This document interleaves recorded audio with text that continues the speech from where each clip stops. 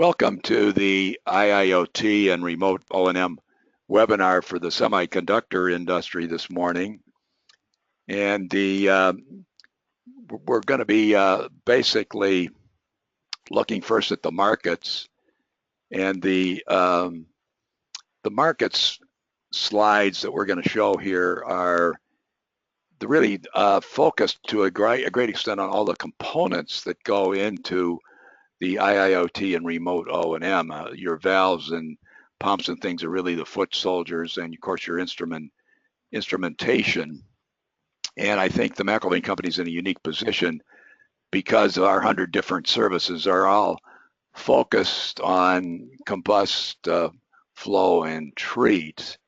And for power industry, for instance, almost all your IoT is controlling those parameters when the definitions are gases and liquids and free-flowing solids. When you get into the semiconductor industry, it's one of the few it's one of the industries where you get more into the manufacturing. And certainly some of your manufacturing industry, the IIoT is mostly with, just how you operate machines.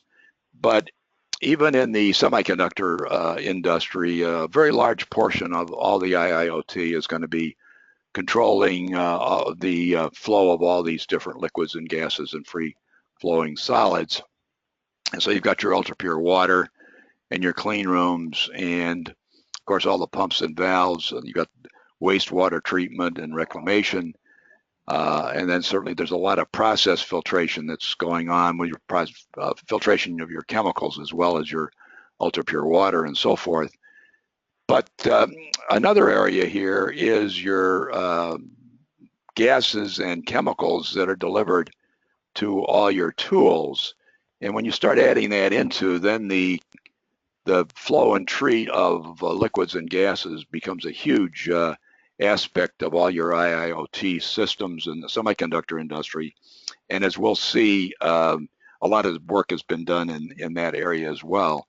But the real challenge is to marry all this together in one big cloud system. So you're monitoring all the gases and liquids flowing to the tools, plus the ultrapure water, plus your clean room air, and all these different combinations. So let's move on now to the other aspects of the markets. We have the total markets for IIoT and remote O&M in the semiconductor industry. Actually, this is the total electronics industry that we're displaying here.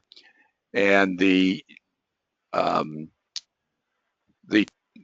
I think one thing to notice here is that the NAFTA and East Asia are your big markets for IIoT and remote O&M in the semiconductor industry. And but the big growth is in Asia because you're going from 5 billion to 35 billion over the next 15, 20 years, so 14 years. So you've got a huge potential in that marketplace. But NAFTA is going to have some substantial growth as well, as you can see here. The other thing that we're doing is to look at through all our different reports to be able to analyze IIoT on a very granular basis. So we're looking at all the employees that are included in the clean rooms, the revenues for new clean rooms, the space additions in millions of square feet, and then the space in use. We go into the clean room components as well. And again, if you're monitoring, for instance, it says devices up here, but one thing that's happening in the pharmaceutical as well as the semiconductor industry is you're getting many environments and enclosures that have their own atmospheres and need to be monitored separately. So knowing how many devices there are in a particular clean room is important, as well as, of course, all the HVAC, and then actually the monitoring instruments and things like that as well. The Intels and a lot of the other semiconductor companies have critical air pollution control problems. Intel in New Mexico had some huge lawsuits and other things because of toxic emissions coming out of their plants. So the monitoring of all these air emissions from the semiconductor industry is a critical aspect, and something that we track by the type of filter that or scrubber that's being applied in each one of these applications. And then we also get into the ultrapure water, and we get into all aspects of the ultrapure water, from the instruments and controls, which is a $500 million type of market for the semiconductor. This is for all industries. And then we show it just for the electronics industry. It's the total ultrapure water purchases are $1.3 billion. So that's a big market, and bigger, slightly bigger than power, than coal-fired power, but not as big as the combination of all your power types. The pumps, of course, are one of the workhorses or foot soldiers of IIoT, with VFD drives and so forth to control those pumps and minimize energy consumption is critical in many different industries. And the forecast for the electronics industry for pumps, we do in 4 types of pumps. The same thing as for valves. We forecast semiconductor valve purchases by a number of different types. Again, this is one of, this is a representation of some 50,000 forecasts just on valves that we keep up to date. The next thing I'd like to get into here is the semiconductor purchasers.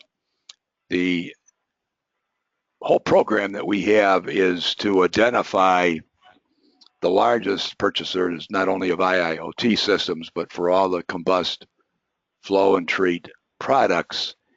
And there's, from an end user standpoint, to help these end users make these decisions, but from the supplier standpoint, 60% of all the combust, flow, and treat equipment is going to be purchased by less than 600 companies, 550 companies, and therefore a program that's oriented around these 550 companies is a unique way to provide interconnection between people in different divisions of the same company, as well as end users and the consultant community. So in terms of not 2016 revenue, Intel, Samsung, Qualcomm, and so forth are the largest suppliers. But in terms of the IIoT purchases, you have to be careful to be looking at the chip production. And so, for instance, TSMC is the largest independent foundry, and so this is the other way or the more correct way, if you're looking at IIoT, is to look at by chip production rather than total revenues. So it's kind of interesting with TSMC. I was the publisher of, we have had Cleanroom newsletters since day one, and I was at a Semicon West show in the mid-1980s, and the president of one of the pod companies called me in my hotel room and said, I got a guy from Taiwan here who's talking about setting up a chip company to make chips, independently from the end devices, and it just seemed incomprehensible to me.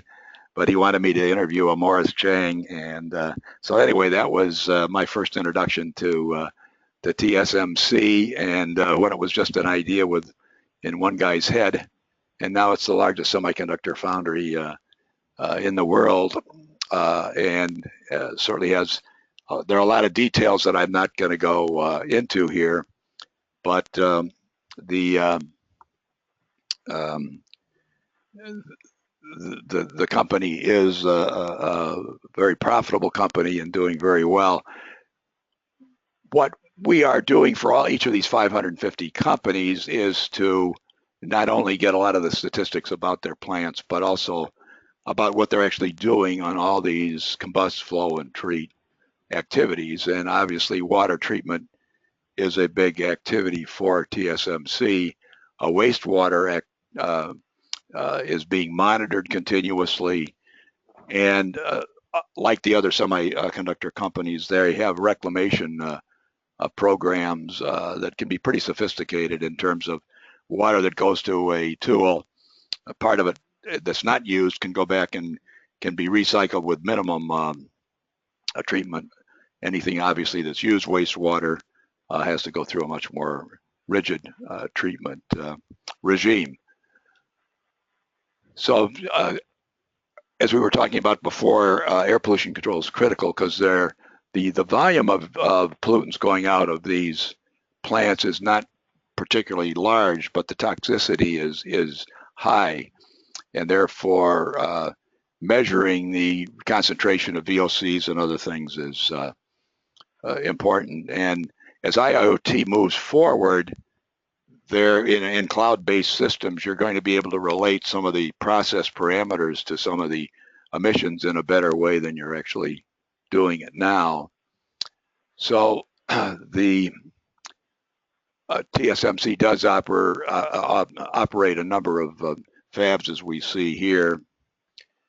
Again, as we said before, we've been tracking their activities. We do have a clean room a projects database, like we have project databases in most industries, and so we're tracking the various developments at each one of their plants. And of course, they're on the leading edge, moving to the 5 nanometer line sizes, and that again has its own challenges. And then speaking of these challenges, the semiconductor equipment is only operating less than half the time, and therefore the challenge is to eliminate unscheduled downtime, and obviously IIoT is a big opportunity to do that. As we were talking about before, you have as many as 1,000 different tools, and in one fab, and you might have multiple fabs, as most of the large suppliers do, and therefore you have this very complex number of sensor points. And as we're going to see in the next slide here, you're even on, for instance, on gas delivery alone, you're going to have many different gases that are going to these different tools, and many steps going on. So you have a huge number of points that have to be monitored. And as the industry is learning, a lot of this is critical. And for instance, the failures of any of your valves here for instance, atomic layer deposition can cause all sorts of problems and lead to erroneous process results. So the continuous monitoring of all your gas delivery systems becomes crucial. And so basically, because of that, even from 2000 on, there's been a lot of advanced process control activity focus for the tools themselves. But it is important that any process critical parameters deviating from specifications be detected in advance at the gas delivery level. So the challenge is out there not only for the air pollution, water, and the reclamation, but for the gas delivery as well. Now let's move on to some of the suppliers. I'm not sure, we have some people scheduled here.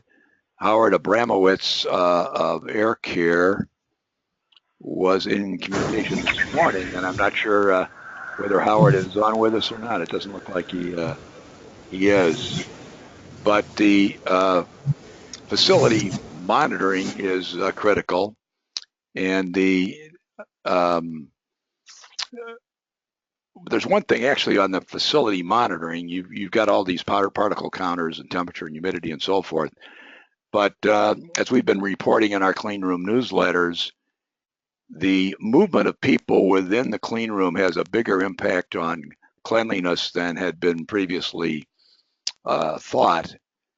And a clean room at rest may be considerably cleaner than when people are moving around in it, regardless of all these other parameters that you're controlling.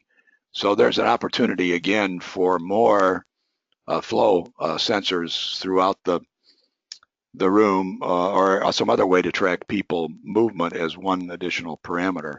So there's lots of potential for improvement on the facility monitoring as well. So needless to say, there are a number of people who've become very sophisticated in these gas delivery systems. Applied Energy Systems is one of them, and I won't go into the details here. Moving up the chain for a supplier from, if you provide mass flow instruments like Brooks does, and you see how they're used in certain applications like direct liquid injection, the opportunity is to take it to the next level and then actually supply these vaporizers yourselves. But in terms of the monitoring, that same principle, if you're providing the mass flow instruments, providing the edge software certainly to analyze the results of that instrument is equally important. So you can see the number of valves and things that are required in these gas delivery systems, and for all these, for the gases, for cooling water, DI, all these different things. The companies such as Honeywell have an opportunity where, again, we're focused, let's say, like on TSMC. Again, we have the opportunity. We are pointing out to people like Honeywell that it's a challenge to get all your different divisions to work together from a top-down basis. But if you can take just TSMC and ask your people who are reporting about that particular, who are selling to or working with that particular organization to work together, then you can have the people who are providing the process and logic controllers, working with the people who are furnishing some of the other Honeywell equipment here. So some of that other equipment being something as specialized as the VESDA automated smoke detection. And again, this is another challenge, but a aspect that needs to be certainly included in cloud-based systems. So the ultrapure water is critical, and one of the problems is silica removal in ultrapure water. And at this point, I'd like to turn the microphone over to Gene Holtz, who's the an application developments manager for power at Hach. And Gene, would you like to walk us through some of your activities with silica measurement? Sure thing, Bob. Thank you very much for the introduction. Yes, Hach is a manufacturer of many instruments for the monitoring of certain parameters in water, silica being probably the largest instrument that we produce in volume for various industries like power and semiconductor. And obviously silica deposition is a critical issue for maintaining ultra-pure water for wafer cleaning or process control. And it's been shown that, ppb levels of silica can have catastrophic results, and that the detection of this silica can improve your process information and your process conditions. One of the unique things about silica is that it also gives us an opportunity to take a look at the demineralization process and allow for further control there. So let's just take a look at this slide that you pulled up here, Bob. If we take a look at the incoming water, the most common methods for removing silica from incoming water are lime softening, ion exchange, or reverse osmosis. But in particular, when we look at ion exchange, monitoring silica can actually work in our favor. Silica is a weak ion, and it's one of the first to deabsorb from the resin column. And because its chemical properties are relatively simple to take a look at from a trace level analysis, it lends itself really well to online monitoring. So by utilizing a continuous online measurement of silica, one can readily identify the critical time when the resin column must be taken out of service and regenerated. A lot of plants will try to predict resin exhaustion using conductivity, but it doesn't allow for enough sensitivity to catch the point of exhaustion quickly enough. So silica monitoring allows for a faster detection of resin bed exhaustion and can greatly improve your process control. Why don't you go on to the next slide here.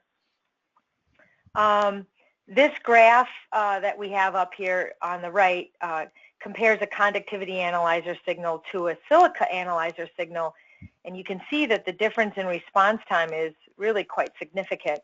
The results show the improved performance and monitoring of an anion exchange column or a mixed bed column, and both the resin efficiency and the exhaustion or breakthrough may be monitored with high sensitivity and reliability using a silica analyzer.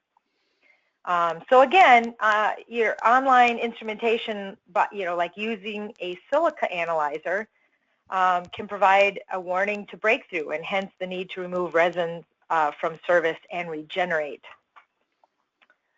more reliably. So I think you can go on to the next slide. I kind of threw this up there. Didn't know how much we wanted to get into the theory of operation on our silica analyzers, but Hach's one of the leading manufacturers of silica instruments, making them for decades. The newest instrument that we have brought to market, it utilizes the same methodology as our previous model. It's the most popular method for measuring online silica, and it's the use of colorimetry, or the heteropoly blue method. And in this case, the silica in the sample reacts with molybdate ions under acidic conditions and forms a yellow silica molybdate acid complex and a phosphomolybdic acid complex. By the addition of citric acid, it destroys the phosphate complexes, and an amino acid F reagent is then added to reduce the yellow silica molybdic acid and creates an intense blue color, which is directly proportional to the silica concentration. This is a method that's been around forever. It's very reliable. Hach utilizes this method in somewhat of a unique form that allows for greater uptime for the user by having a pumpless system. It utilizes a reagent delivery system that works off of a compressor. So there are no pumps delivering the agents. It's all done by pressure. And we've done lots of improvements to the instrumentation by having some prognosis software, and it's very intuitive. It provides alerts before you get to failure on the system, and really makes it more user-friendly. And the goal of this instrument was to create more uptime for the end user. So it's an important parameter and is well utilized throughout this industry. And if anybody ever has any questions, they can reach out to us directly, or yourself, Bob, and we'll be happy to get more information on how this instrument can be used. Yeah, that's very good. And the one thing I'd like to dwell on a little bit here is the interconnection value for someone like Hach. There's a huge silica problem in power. So, and of course you have a power background. So the knowledge that you're gaining in removing and measuring silica in ultrapure water in the power industry obviously is applicable to the semiconductor industry as well. Isn't that correct? Most definitely, yes. I know we did a special study for one of the chemical companies wanted us to evaluate the potential for a new silica removal chemical that they had. And as I recall in our studies, we found out that the Southwest, that the water in the incoming water in the Southwest for the power plants, and I would assume the same thing for your people in New Mexico and so forth there in the semiconductor industry, had extremely high silica content. So what's it, obviously you're using water that has to be purified in both industries, so you have a similar challenge. Yeah, and that's the primary use of these instruments is for that water, and making sure that you're creating ultra-pure water and removing as much of that silica as possible. So, and the fact that we were actually doing this work for a chemical company, and the fact that with ChemTreat you have that the Danaher Corporation has one of the major chemical treatment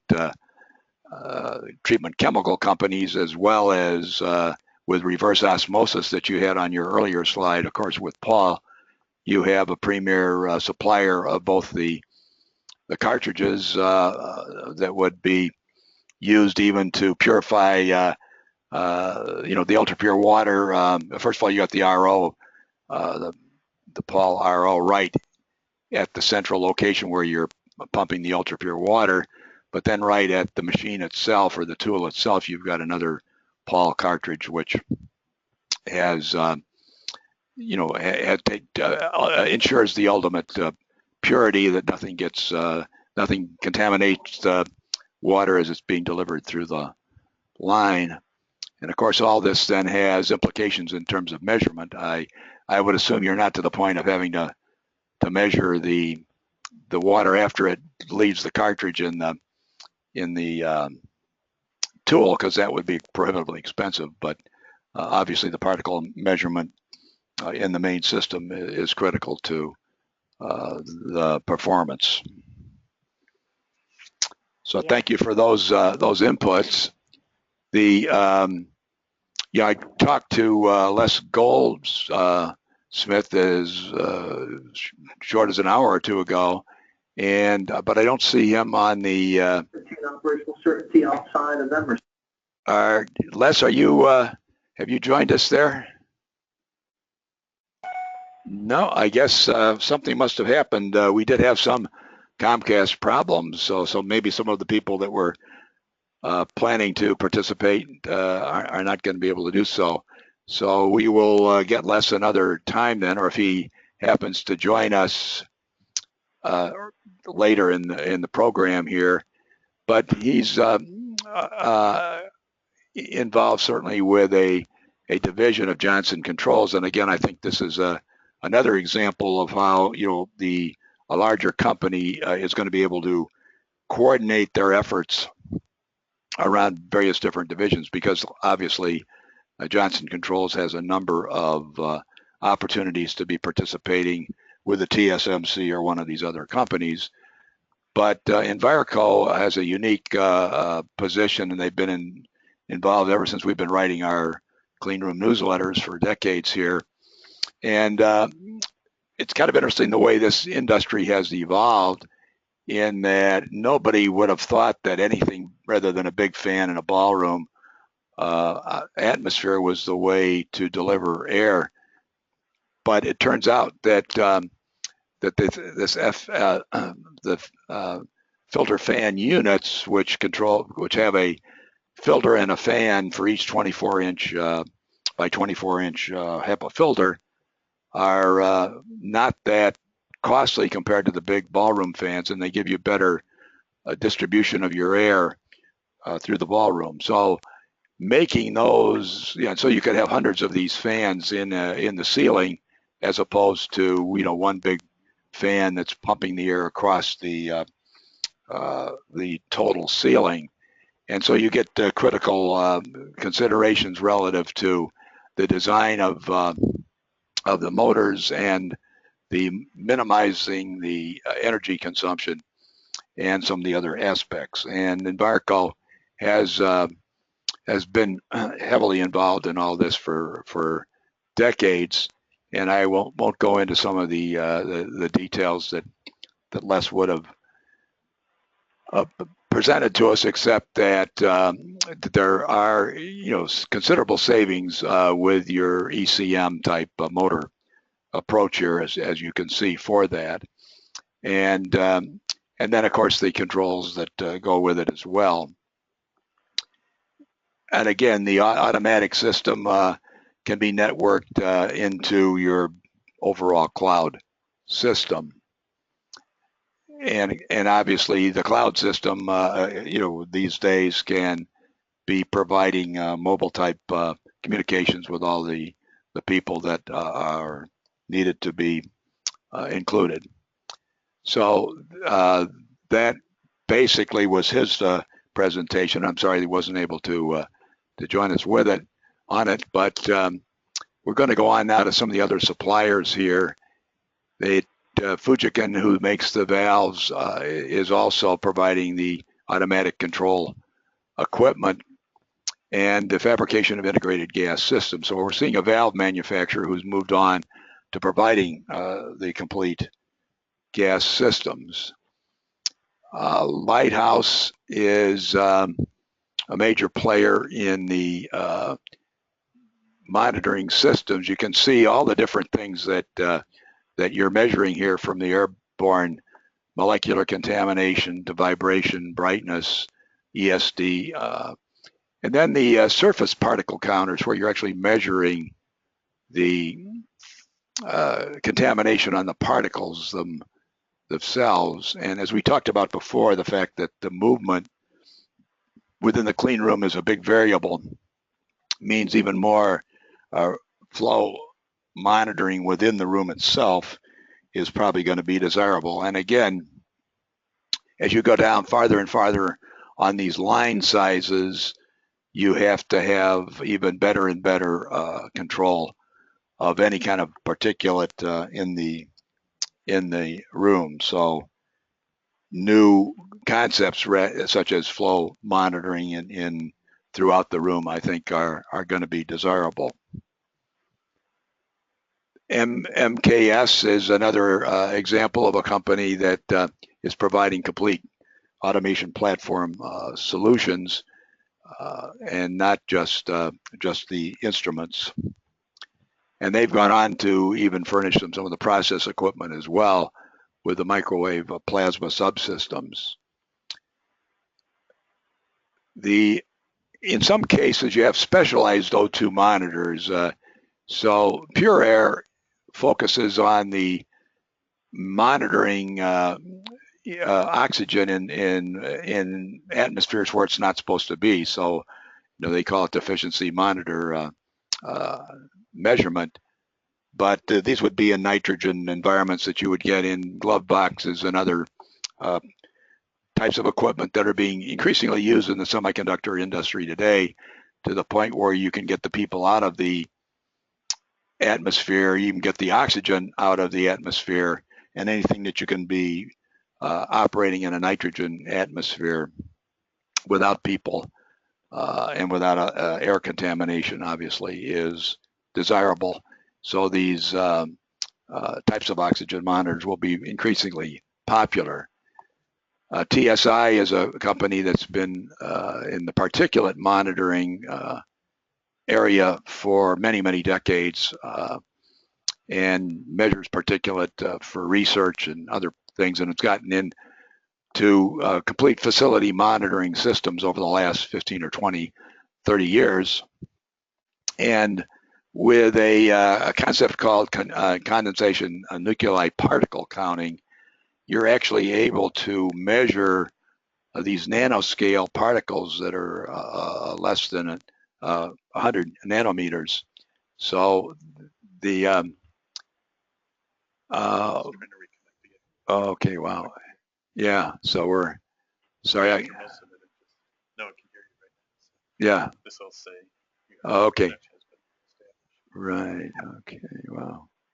So we just, this is the first time that's happened in the, so. Yeah, for whatever reason. Right. Whatever reason. Right. Yeah, sorry, we just learned that we've been off for a few minutes there. So just about 1 minute. Okay, good. So I'll just repeat that this is a TSI facility monitoring system, and TSI has been in the facility monitoring for some time, but their claim to fame is their condensation particle counters and other particulate monitoring equipment, but they can measure these particles less than 100 nanometers. So apologize for that. And that's strange. This is in terms of some of our people attending today, and also our the continuation of our sound. This is the first time we've encountered something like that. The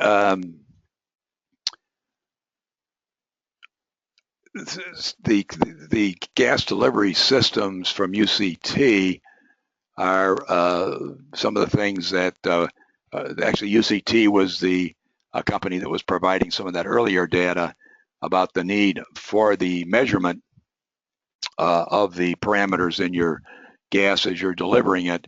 But in addition to that, then they have the complete systems, and of course all these things have to be manufactured in a clean room.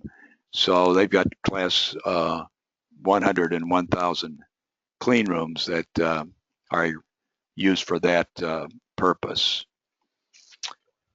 Let's see where, I guess we got off again here. Yeah, here we are, I think. So I guess we're back reestablished. I apologize here. We've actually reached the end of the actual presentation today as well. The one thing that I will let's just end that conversation. So I think this ends our conversation for today, or our discussion. Apologize for some of the problems that we had with the connections, and a couple of our presenters didn't appear, but you will be receiving the recording, and we look forward to having you. These are bi-weekly presentations and discussions that we have, so we will be pursuing it in a series of other industries. And we did send you the insights a few minutes ago, and we do have links to all our past webinars as well. So good. So thank you for your attendance today, and we'll look forward to having you join us. Howard just joined us here, so I think that I'm going to take an extra minute here for Howard to make a comment. So I'm going to pursue that down here. So I think that will be beneficial there under the suppliers, and the so here's Howard's presentation. And Howard, I see you're on now, and we would be glad to have you attend the conversation here with a little bit of coverage of your air care systems. So I see he's just getting live on the phone end of it. But again, going back to facility monitoring, it's a critical part of the whole operation. And in fact, the studies show that about 40 to 50% of all the energy consumption, in fact, I think it's closer to 60% of all the energy consumption in a semiconductor plant is in the HVAC, and that the actual process equipment only consumes 20-30% of the energy. So the challenge is not only to obtain the most pure air in the facilities that are needed for the chip manufacturing, but also to reduce that energy consumption. And so the opportunity is for variable speed fans, and for the ways to minimize the energy consumption without reducing the air quality. And so the sensors and particle counters and humidity and some of these other things are vital to making sure that the air quality is as it should be, but with the challenge that you want to vary the air and things to reduce the energy consumption, so you don't just the easy thing is to overdo it, but 100 feet per minute flow through the entire room all the time, and but the cost of doing so is high.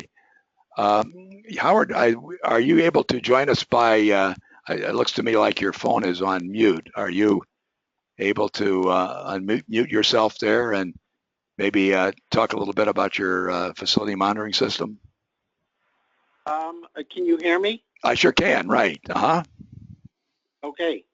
Good morning. Yeah. All right. So I'm sorry. What would you like me to? Yeah. Basically, I put up. Hopefully you can see the. I okay. I see the slide. Oh, okay. Yeah. So basically, we have your air care systems control slide up here with your facility monitoring and optimization. So I guess my question is, give us a sense of how much of this you have done and what are some of the important parameters that you are monitoring. Sure. Okay. So depending upon our customers look for different levels of control, and I think if you've gone through the slides, I think that that Les Goldsmith presented. I think you went through those that talk about the energy savings in being able to optimize filter speeds. There's a tremendous amount of money to be saved. As a matter of fact, over a few years, the cost of the electricity in running those fan filter units exceeds the cost of the fan filter units themselves.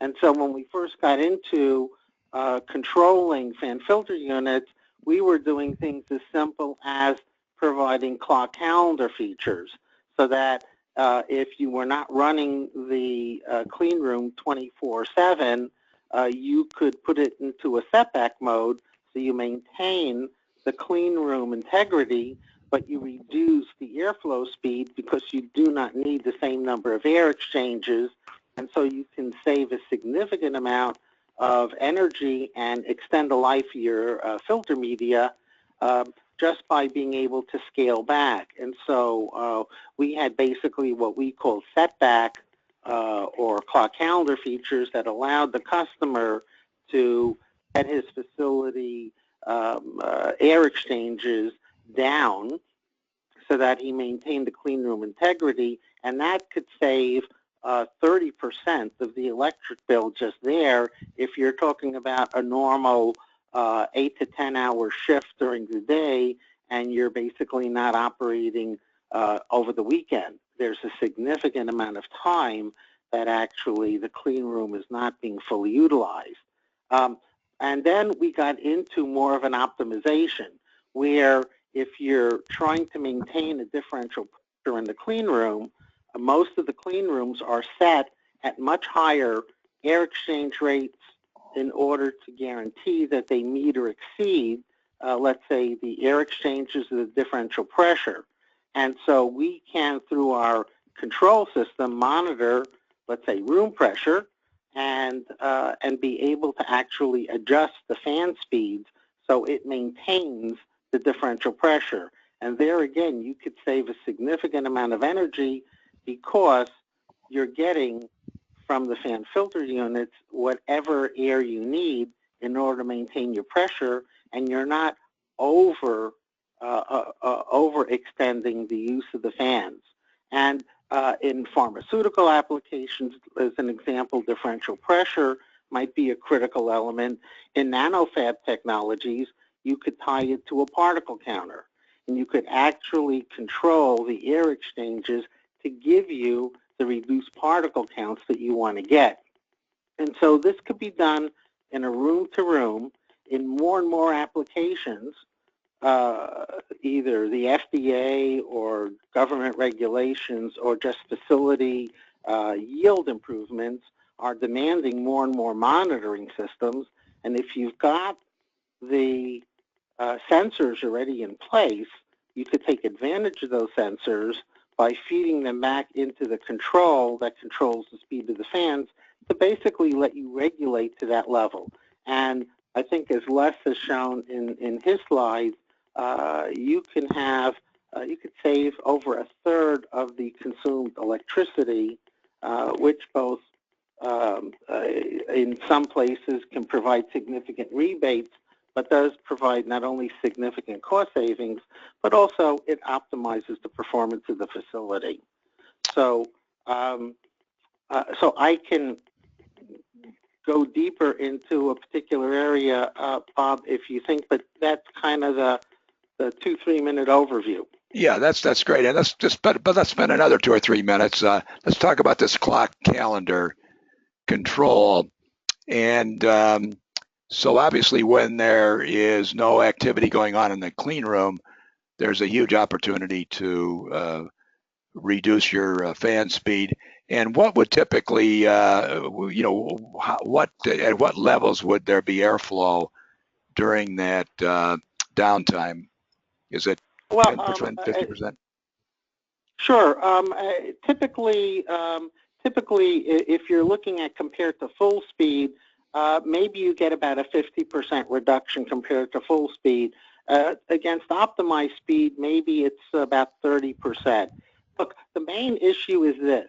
A clean room, you never want it to lose its integrity. So you want to maintain that positive pressure. So each facility is going to be different, but you'll be able to set the airflow speeds down, because what you really want is air exchanges. When there aren't people in the facility and there isn't contaminants coming in, you basically want it to maintain its integrity. And so with AC type fan filter units, the most you can go down is 50% speed, because you don't want to drive those fan filter units much slower. But with EC motors, you can go down to 30 or 40%, and the key criteria is, are you getting a reasonable differential pressure? So if someone opens a door or there's any kind of a CO issue, the air is always going in the right direction because the differential pressure is operating in your favor. So typically we see, like I said, we see 30 to 40% cost savings just from something as simple as being able to set the system back when it's not in operation, because so many facilities are not running 24 hours a day, 7 days a week. Yeah, and that's and I think everything that you're saying here is particularly applicable to many of the clean rooms that don't have the severity, for instance, that a semiconductor clean room would have in terms of the need for purity. But even some of these more sophisticated rooms, let me bring up another dimension here. One of the major suppliers of media for garments in the world had us do a study, hoping that we spent many months on it, showing that if people were just to wear their more expensive garments, that the room air purity would be considerably improved, because obviously people are what shed most of the contamination in these rooms. But the study and which was really secondary, because their primary research was done by European research organizations, actually showed that it's the movement in the room rather than the garments that is more important. And so our client was obviously disappointed, but it brings up the whole opportunity for the control, as for instance in facility monitoring, not only to be done by the clock, calendar that you're talking about here, but by room activity. Now, whether that is additional flow monitoring in the room that indicates the laminar flow in the room of air, or whether it's even something as video cameras, which show, are there people walking around in the room or aren't they? And helps such, and then of course you've got your particle counters that would be registering the results. But it's an interesting new dimension, and one that I would pose as a question: is that the kind of thing that you can see more sophisticated facility monitoring accomplishing? And I guess my answer is in semiconductor processing as a nanofab, there is a direct correlation to yield improvements and higher output efficiencies based upon controlling the particulate count. And most of these facilities have particle counters embedded in the clean rooms. And once you're monitoring that, it's easy enough to control the fan filter unit air exchanges so that you optimize that particle count and regulate it to the level you want to regulate it to. And then you're not dealing just with a time factor. Basically, when people stop moving around the room, the particulate count falls and the fans will automatically slow down and save you energy because they don't need to remove so many particulates.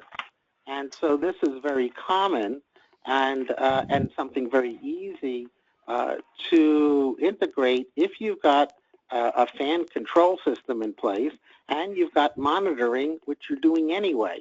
It's just really a question of tying the systems together and saying, okay, let's utilize this as the primary controller for how many air exchanges I need in the room. And as long as I'm getting the right particulate counts, that's what's critical. And you could save 50% of the energy when the room isn't occupied if you're regulating particulate counts. That's and, awesome. That is very clearly a technique that is used today in many facilities. For sure it's used in nanofabs, but it's also used in a lot of semiconductor and electronic processing where particulate count has a direct correlation with output yield. Well, thanks for those comments. Those have been very instructive and beneficial, and I'm glad that we have it all on our recording here. This is our hour or so is up, so I think we're ready to close out unless there's a question or comment that anybody has. If not, I'd like to thank you for attending today. You will get a copy of the recording. You will have should have received our insights over the next last few minutes, and there's links to a number of our other recordings, and we will be conducting these IIoT webinars bi-weekly in the future. So again, thanks a lot, and this is Bob McElvain signing off for today.